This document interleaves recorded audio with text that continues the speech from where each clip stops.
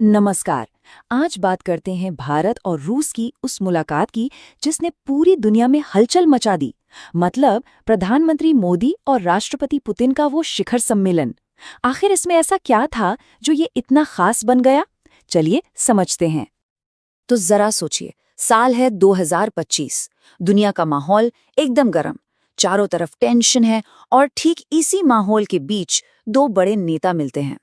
अभी कोई मामूली सी मीटिंग नहीं थी। जी नहीं, ये उससे कहीं ज्यादा बड़ी बात थी।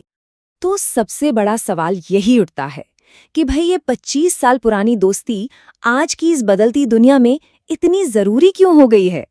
आइए इसी गुत्थी को सुलझाने की कोशिश करते हैं। अच्छा, तो कहानी को शुरू से शुरू करते हैं। सबसे पहले ये समझना जरूरी है कि जिस वक्त ये मीटिंग हुई उस वक्त दुनिया में चल क्या रहा था, मतलब पूरा बैकग्राउंड क्या था। ये टाइमलाइन देखिए, पूरी कहानी साफ हो जाएगी।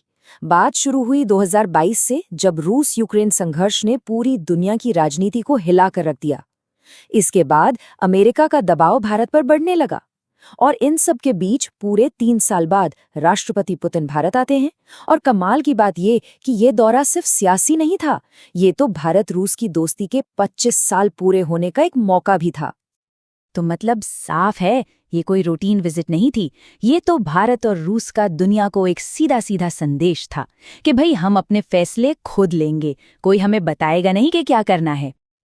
तो चलिए अब आते हैं असल मुद्दे पर। हाथ मिलाने और मुलाकातों से आगे बढ़कर हुआ क्या?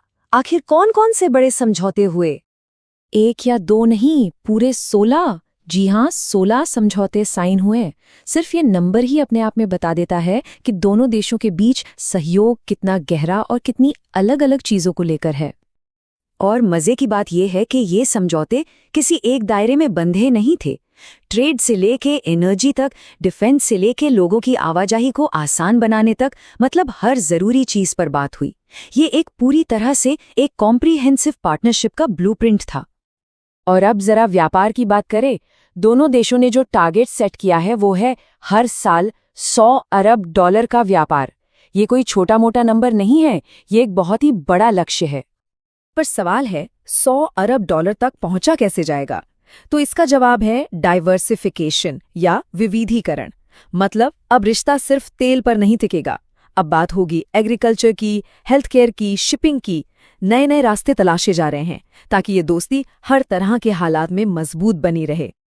अच्छा, तो ये तो हुई सामने की बात। अब जरा पर्दे के पीछे चलते हैं और समझते हैं कि ये सिर्फ व्यापार की बात नहीं थी, ये तो असल में जियोपॉलिटिक्स की एक बहुत बड़ी शतरंज की बाजी थी।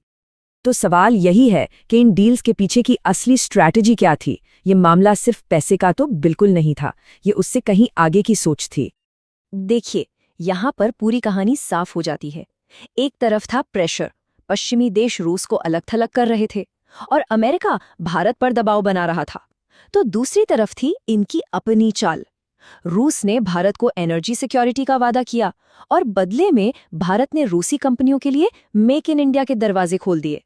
मतलब एक दूसरे की जरूरतों को पूरा करने वाली एक बहुत ही स्मार्ट डील। और उनके जॉइंट स्टेटमेंट की ये एक लाइन ही काफी है सब कुछ समझाने के लिए। हम दुनिया के बड़े मसलों पर एक जैसी सोच रखते हैं। ये दिखाता है कि दोनों के बीच भरोसा कितना गहरा है। और हाँ, बात सिर्फ उन 16 समझौतों तक ही नहीं रुकी। जो असल चर्चाएं हुईं वो और भी गहरी थीं।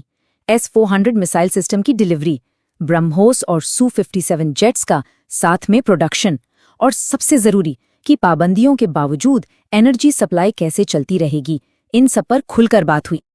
तो इन सब का मतलब क्या निकाला जाए? क्या ये पार्टनरशिप आगे भी ऐसी ही चलेगी? चलिए इस पूरी कहानी से जो 3 बड़ी बातें निकलकर सामने आती हैं उन पर नजर डालते हैं। तो 3 सबसे बड़े टेकअवे क्या हैं? पहला, प्रैक्टिकल होना पॉलिटिक्स से ऊपर। दोनों देशों ने बाहरी दबाव की परवाह किए बिना अपने फायदे को सबसे ऊपर रखा। दूसरा, अब इकोनॉमी ही इस रिश्ते का इंजन है, वो $100 अरब का टारगेट यही दिखाता है। और तीसरा, पश्चिम के लिए एक साफ संदेश। ये मीटिंग ये बताने के लिए थी कि अब दुनिया मल्टीपोलर है, किसी एक की नहीं चलेगी। और देखिए, ये रिश्ता सिर्फ पॉलिटिक्स और पैसे का नहीं है। जब प्रधानमंत्री मोदी ने राष्ट्रपति पुतिन को भगवत गीता का एक ट्रांसलेशन गिफ्ट किया, तो ये दिखाता है कि इस रिश्ते में एक कल्चरल कनेक्शन, एक भावनात्मक जुड़ाव भी है। तो आखिर में एक सवाल सबके मन में उठता है, क्या ये पुराना गठबंधन भविष्य के लिए एक नया रास्ता बना रहा है, या फिर ये बस गुजरे हुए जमाने की एक याद बनकर रह जाएगा? इस पर सोचने की जरूरत है।